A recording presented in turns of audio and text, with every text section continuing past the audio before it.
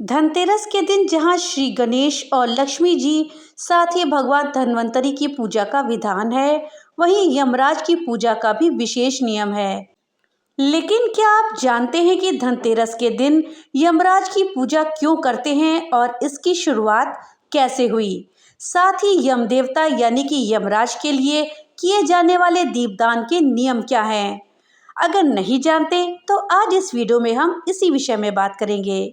इस जानकारी के लिए हमारे साथ वीडियो में अंत तक बने रहिएगा, जिससे कि आपको सही और सटीक जानकारी प्राप्त हो पाए। दोस्तों, पौराणिक कथा के अनुसार एक बार यमराज ने यमदूतों से पूछा कि तुम लोग अनंत काल से प्राणियों के शरीर से प्राण का हरण कर निष्प्राण करने का दुखदायी कार्य कर रहे हो। प्राणियों को मृत्यु की गोद में सुलाते समय क्या तुम्हारे मन में कभी दया का भाव नहीं आता है? यदि कभी ऐसा हुआ है तो मुझको कहो। आज मैं तुम्हारी पीड़ा सुनने को उत्सुक हूँ। लेकिन दूत यम देवता के भय से बार बार यही कह रहे थे, हे स्वामी, हम तो अपना कर्तव्य निभाते हैं, आपकी आज्ञा का पालन करते हैं। तब यम देवता समझ गए कि दूत ये बात किसी डर के भय से या कर्तव्य विमुख घोषित कर दिए जाने के भय से कर रहे हैं। तब उन्होंने यमदूतों के साथ प्रेम पूर्वक बात करके उनके मन में व्याप्त भय दूर किया और फिर से वही प्रश्न किया। दोस्तों, कथा के अनुसार यमदेव के प्रेम पूर्वक बात करने पर दूतों ने एक घटना का जिक्र किया। उन्होंने कहा, यमदेवता, एक बार राजा हेम के पुत्र का प्राण लेते समय उसकी नवविवाहिता पत्नी का करुण विलाप सुनकर हमारा हृदय भी पसीज गया था। इच्छा हो रही थी कि उसके प्राण न ले जाएं, क्योंकि वो तो अल्पायु था। मात्र 16 वर्ष की अवस्था में उसके प्राण शरीर से बाहर आ रहे थे। इस विधि के विधान के अनुसार हम चाह कर भी कुछ नहीं कर सके। ये सुनकर यमराज ने कहा कि मुझे पूरे प्रसंग को विस्तार से सुनाओ। यमराज का आदेश पाकर दूत ने प्रसंग बताना शुरू किया। उसने बताया कि एक बार हंस नामक एक प्रतापी राजा शिकार के लिए वन में निकले और भटकते हुए दूसरे राजा हेमराज के राज्य में पहुंच गए। भूख प्यास से व्याकुल राजा हंस का हेमराज ने बड़ा स्वागत किया। उसी दिन हेमराज को पुत्र की प्राप्ति हुई थी। कई वर्ष की प्रतीक्षा के बाद उसके यहाँ पुत्र रूप में संतान की प्राप्ति हुई, तो इस मौके पर उत्सव का आयोजन किया गया था, जहां एक परंपरा के अनुसार ज्योतिषी को भी बुलाया गया था, जिन्होंने ये भविष्यवाणी की कि हे राजन, अपने पुत्र का विवाह मत करना, क्योंकि विवाह के चौथे दिन ही सर्प के काटने से इसकी अकाल मृत्यु हो जाएगी। ये सुनते ही सारा राज्य शोक में डूब गया। अतिथि के रूप में वहां उपस्थित राजा हंस भी बहुत शोकाकुल हुए। उसने हेमराज को सांत्वना देते हुए कहा कि महाराज, आप चिंता ना करें, मैं राजकुमार के प्राणों की रक्षा करूंगा। अपने वचन का निर्वाह करने के लिए राजा हंस ने यमुना तट पर एक ऐसे किले का निर्माण कराया जिसमें बिना अनुमति के पवन भी प्रवेश नहीं कर सकती थी।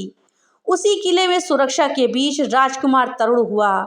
राजकुमार ने कभी कोई स्त्री नहीं देखी थी। देवयोग से उसे एक दिन एक राजकुमारी दिखाई दी। दोनों एक दूसरे को देखकर मोहित हो गए। उन्होंने आपस में गंधर्व विवाह कर लिया। दोनों साक्षात कामदेव और रति के युगल के समान प्रतीत होते थे। राजा हंस को पता चला तो उसे ज्योतिषी की भविष्यवाणी याद आई। हंस और राजा हेमराज दोनों ने ही विधि के विधान को बदलने का निश्चय किया। विवाह के चौथे दिन मुझे उसके प्राण हरण के लिए जाना था महाराज। मैं अपना कर्तव्य पूरा करने पहुंचा। उन लोगों ने भांति भांति के यत्न किए ताकि मेरा प्रवेश ना हो सके, और चौथा दिन बीत जाने पर आपके प्रताप से आपके दूतों का प्रवेश करने से कोई रोक नहीं पाया।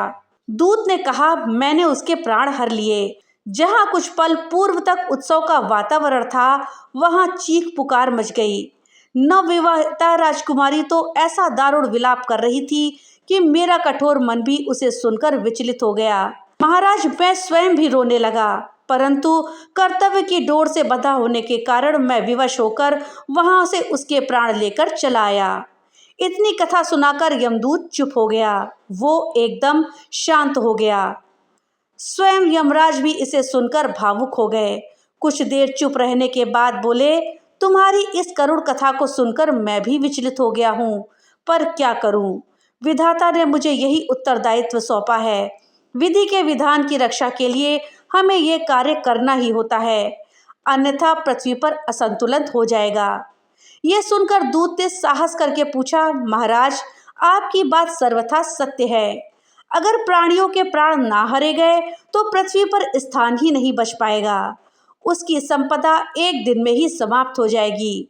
लेकिन हे महाराज, क्या यह नहीं हो सकता कि किसी के भी प्राण असमय ना जाएं? उस राजकुमार की अवस्था तो मात्र 16 वर्ष की थी। उसने अपना जीवन देखा ही नहीं था। यदि उसे जीवन में कुछ वर्ष मिल जाते तो वह जीवन के सुखों का उपभोग कर लेता। वो अपने जीवन के सुखों का उपभोग करने के उपरांत कवलित होता तो संभवतः ऐसा दुख ना होता। क्या ऐसा कोई उपाय नहीं हो सकता जिससे प्राणी असमय मृत्यु के शिकार ना हो पाएं? आप इतना तो कर ही सकते हैं महाराज। कृपया ऐसा उपाय बताएं जिससे प्राणियों को अकाल मृत्यु ना भोगनी पड़े। इस पर यमराज ने कहा, तुम उचित कहते हो, मैं एक रास्ता बताता हूँ। यमदेव ने कहा कि जो प्राणी कार्तिक कृष्ण पक्ष की त्रयोदशी की रात में मेरा पूजन करके दीपमाला से दक्षिण दिशा की ओर मुंह वाला दीपक जलाएगा, उसे कभी भी अकाल मृत्यु का भय नहीं रहेगा। साथ ही दीपक जलाते समय उस जीव को जीवन भर धर्म मार्ग पर चलने का वचन भी देना होगा। जो ऐसा करेगा उसे कभी भी अकाल मृत्यु नहीं होगी। वो समस्त सुखों का उपभोग करने के उपरांत ही मृत्यु को प्राप्त होगा। मान्यता है कि तभी से कार्तिक कृष्ण पक्ष की त्रयोदशी यानी कि धनतेरस के दिन यमराज की पूजा का विधान शुरू हो गया। दोस्तों, यम दीपदान विधि में नित्य पूजा की थाली में घिसा हुआ चंदन, फूल, हल्दी, कुमकुम, अक्षत अर्थात अखंड चावल इत्यादि पूजा सामग्री होनी चाहिए। साथ ही आचमन के लिए ताम्रपत्र, पंचपात्र, आचमनी ये वस्तुएं भी आवश्यक हैं। यम दीप दान करने के लिए हल्दी मिलाकर गुथे हुए गेहूं के आटे से बने विशेष दीप का उपयोग करा जाता है। यम दीप दान प्रदोष काल में करना चाहिए। इसके लिए मिट्टी का एक बड़ा दीपक ले और उसे स्वच्छ जल से धो ले। उसके बाद स्वच्छ रुई लेकर 2 लंबी बत्तियां बना लें। उन्हें दीपक में एक दूसरे पर आड़ी इस प्रकार रखें कि दीपक के बाहर बत्तियों के 4 मुख दिखाई दें। अब उसे तिल के तेल से भर दे और साथ ही उसमें कुछ काले तिल भी डाल दे। प्रदोष काल में इस प्रकार से तैयार किए गए दीपक की रोली, अक्षत और फूल से पूजा करें। उसके पश्चात घर के मुख्य दरवाजे के बाहर थोड़ी सी खील या फिर गेहूं से ढेरी बनाकर उसके ऊपर दीपक को रखना चाहिए। दीपक को रखने से पहले प्रज्वलित कर ले और दक्षिण दिशा की ओर देखते हुए मंत्रों का जाप करते हुए 4 मुख के दीपक को खील आदि की ढेरी के ऊपर रख दे। आपको मंत्र पढ़ता है, मृत्युना पाशदंडाभ्याम कालेन च मया सह त्रयोदश्याम दीपदानात् सूर्यजः प्रियतामिति। अर्थात त्रयोदशी को दीपदान करने से मृत्यु, पाश, दंड, काल और लक्ष्मी के साथ सूर्य नंदन यम प्रसन्न हो। इस मंत्र के उच्चारण के पश्चात हाथ में फूल लेकर मंत्रों का उच्चारण करते हुए यमदेव को दक्षिण दिशा में नमस्कार करें। धन त्रयोदशी या फिर धनतेरस के दिन लक्ष्मी पूजा को प्रदोष काल के दौरान किया जाना चाहिए, जो कि सूर्यास्त के बाद प्रारंभ होती है और लगभग 2 घंटे 24 मिनट तक रहती है। प्रदोष काल में दीपदान व लक्ष्मी पूजन करना शुभ होता है। दोस्तों, यमदीप जलाने से जुड़ी हुई कुछ खास बातें हैं जिनका कि हमें ध्यान रखना चाहिए।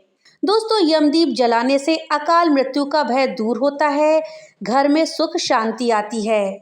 यमदीप जलाने से पितरों को स्वर्ग लोक में प्रकाश मिलता है और पितरों का आशीर्वाद मिलता है। इस दीपक को दक्षिण दिशा की ओर जलाना चाहिए क्योंकि दक्षिण दिशा यम की दिशा कहलाती है। यमदीप जलाने के लिए पुराने दीपक का इस्तेमाल करें। आप कोशिश करें यमदीप को आटे का बनाकर ही जलाएं। यमदीप पे सरसों या फिर तिल का तेल डालना चाहिए। यमदीप को सूर्यास्त के बाद ही जलाना चाहिए और इसे घर से बाहर दक्षिण दिशा की ओर रखना चाहिए। दोस्तों, इस बार धनतेरस 29 अक्टूबर को है, वहीं कुछ लोग 30 अक्टूबर को ये पर्व मनाएंगे। वैदिक पंचांग के अनुसार त्रयोदशी तिथि 29 अक्टूबर को सुबह 10:32 से शुरू हो जाएगी और 30 अक्टूबर की दोपहर 1:15 तक रहेगी। धनतेरस का पर्व दिन मंगलवार 29 अक्टूबर 2024 को मनाया जाएगा। यमराज की प्रसन्नता के लिए दीपदान सूर्यास्त के बाद करने का विधान होता है। लिहाजा यमराज की प्रसन्नता के लिए दक्षिण दिशा में सरसों का तेल का दीपक 29 अक्टूबर को रात को रखने पे विशेष लाभ प्राप्त होगा। दोस्तों, पुराणों के अनुसार इस दिन यम दीपक जलाने से अकाल मृत्यु का भय खत्म हो जाता है। पूरे साल में मात्र एक यही दिन है जब मृत्यु के देवता यमराज की पूजा दीपदान करके करी जाती है। दोस्तों, कुछ लोग नरक चतुर्दशी के दिन भी दीपदान करते हैं, जिसे छोटी दीपावली भी कहा जाता है। तो दोस्तों, ये थी जानकारी कि यमराज की पूजा इस दिन क्यों करी जाती है, साथ ही यम दीपदान क्यों किया जाता है, इसका क्या महत्व है। जानकारी आपको कैसी लगी हमें कमेंट बॉक्स में लिख करके जरूर बताइएगा। तो मिलते हैं अगली नई वीडियो के साथ, तब तक के लिए राधे राधे।